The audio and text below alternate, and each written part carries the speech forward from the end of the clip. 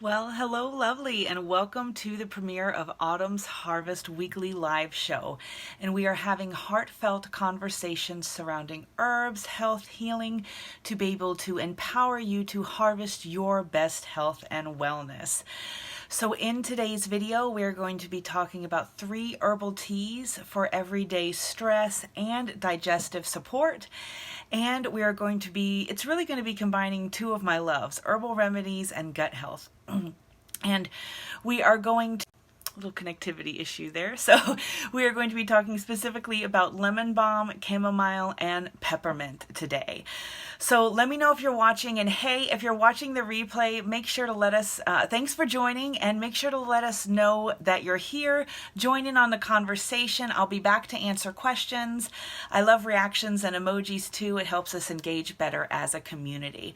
So let's go ahead and get started with the content for today. So as a reminder, we're going to talk about peppermint, lemon balm, and chamomile for nerves and for digestion, and how you can kind of use it as a everyday tea to be able to support yourself. So I want to kind of take a step back and just talk about why we want to be able to consider herbs, because I know not everybody has used herbs at home and therapeutically. And, you know, herbs are really ancient medicine, and we really evolved with them as some of our first foods, some of our first medicines being plants, right? And our bodies have evolved deeply and interrelated with the Earth's ecosystems for hundreds of thousands of years. So we have actually evolved with these plants. So we have an innate connection with this plant flora and a natural affinity for these plants and their unrefined products within our bodies. So next, we just talked about why herbs. Now, why teas? So teas are also called tisanes in other parts of the world outside of the United States. Herbal teas are really a beautiful way to be able to initiate someone into home therapeutic support. And teas can actually be a great way to support multiple symptoms at once, right? So you can have a custom tea that would support heartburn or blood sugar regulation, as well as even anxiety, all at the same time. And you can even have them taste great too. So, you can also use teas and turn them into fun botanical remedies. You can do soaks and steams and even have fun tea parties with them. So first, I want to be able to talk to you about peppermint. So she really just looks like a green herb. And remember, whenever you have an herb, make sure to label it with what it is, where you got it, and when you got it. So peppermint is something that I really talk about, something you do not want to undervalue as an herb, right? We use peppermint's leaf and flower, and the botanical name is Mentha piperita. And so I really think of peppermint first and foremost for something like nausea, right? It's also an herbal bitter, so it's going to help stimulate some of those digestive juices. It helps promote bile. Peppermint can be cool and uplifting to a formula.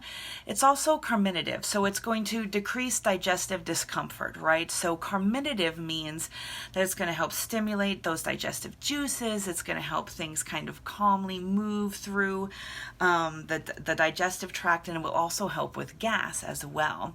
So if somebody may be overindulged at a meal, peppermint would be really great to be able to support that. Now, peppermint is also what we herbalists call antispasmodic. So it is going to slow down the muscle spasms within the GI. So if you're having cramps through the GI, or you just kind of need things to move through in a little bit slower, sustained, and happier fashion. Peppermint is an aromatic. I'm sure if you've smelled her before, and I really like to utilize organic peppermint to make sure that there's no pesticides, insecticides, and fungicides kind of added into the mix, as well as GMOs. And then it's a stimulating nervine. So we're going to talk about 2 other specific nervines, lemon balm and chamomile. A lot of herbs that work for the nervous system and for our nerves also work for, and even some that work for our skin, work for our GI tract as well, because we have a lot of nerves within our GI tract. Our GI tract actually talks to our brain and sends 80% of signals up to the brain via the vagus nerve versus down. So the gut really can be considered the second brain, and sometimes sometimes the first brain in certain situations. And peppermint is also a stimulating diaphoretic, so it's going to help kind of open and be able to sweat things out and move fluid throughout the body. It has some anodyne properties and can help a little bit with pain as well. So peppermint is wonderful to put into a digestive formula to be able to help with flavor in a formulation that you have as well. And it's also just a kind of stimulating, gentle nervine herb.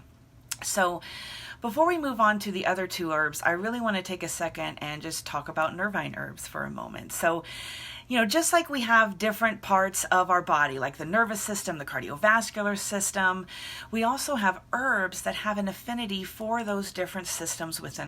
Oh, having a little connection issue again. So we have an affinity for these herbs within our body. And so these nervine herbs specifically support our nervous system, right? And so they can include tonic herbs, calming herbs, and even stronger relaxant herbs as different categories within the nervines themselves. So we have two more herbs that we are going to talk about today. So the first one is Melissa officinalis. Or a lemon balm, but the official name is Melissa officinalis. So Melissa kind of coming from bee balm and its Greek roots, and then officinalis is part of the official name because it was once part of official U.S. pharmacopoeia. So some really cool stuff. So with lemon balm, you utilize her leaves. She's also a member of the mint family, so very similar to the growing that you're going to do for peppermint, which we just talked about. A lot of the mints, including lemon balm, catnip, spearmint, and peppermint, are all going to be antispasmodic. Just like we just mentioned, they relax the stomach and relax spasms within the skeletal and smooth muscle, sometimes depending on which herb you're talking about. So that's going to slow the digestive system, kind of slow down and aid with peristalsis, moving things through, which again is great after indulging as well. Now, lemon balm is one of the first herbs that I go to it's a gentle one for the GI tract. It's also a beautiful one for the nervous system. Lemon balm is AKA the gladdening herb. So it will help lift spirits. It's very gentle. It's beautiful as a tonic for the nervous system. And a tonic herb means that it's safe on a daily basis for a long-term duration. Lemon balm can be utilized as a support for depression. It is calming, relaxing, it's restorative for the central nervous system, and it can work with different tension, such as headaches, promote sleep, be a great sedative, and the amazing thing about lemon balm is it's great for everyone's constitution. It can be utilized in children all the way through the elderly. The only contraindication would be hypothyroidism, so you may want to watch it in large amounts with that. But lemon balm is wonderful. I grow peppermint and lemon balm in my yard. So the last herb that we're going to talk about today, and again, I don't want her to be undervalued just because of her commonality. Right? So we're going to be talking about chamomile. She has a couple of different official names depending on, but they are mainly, the one that I use is Matricaria ricutata, and it's a little bit difficult to pronounce, so I'll just show you right here. Here's some chamomile flowers that I actually have. This is a gallon. Maybe you can see that. Yeah, now you can kind of see that verbiage there. But chamomile, she's just so gentle and so sweet. It's a little white flower, but mainly when you see the dried herb, you see kind of the center, which is a beautiful yellow little center. And so with chamomile, she has a couple of wonderful things that she can be utilized for. Again, she's great for children. So chamomile can even be used as a little bit of a tea, a little diluted tea in a small amount inside of a baby's mouth to help calm and for the digestion.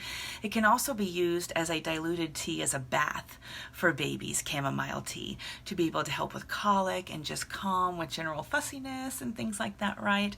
Chamomile is related to ragweed, so you may want to do a little, little tea skin test, just like with any new kind of new something that you want to be able to utilize with a child or somebody who has sensitivity.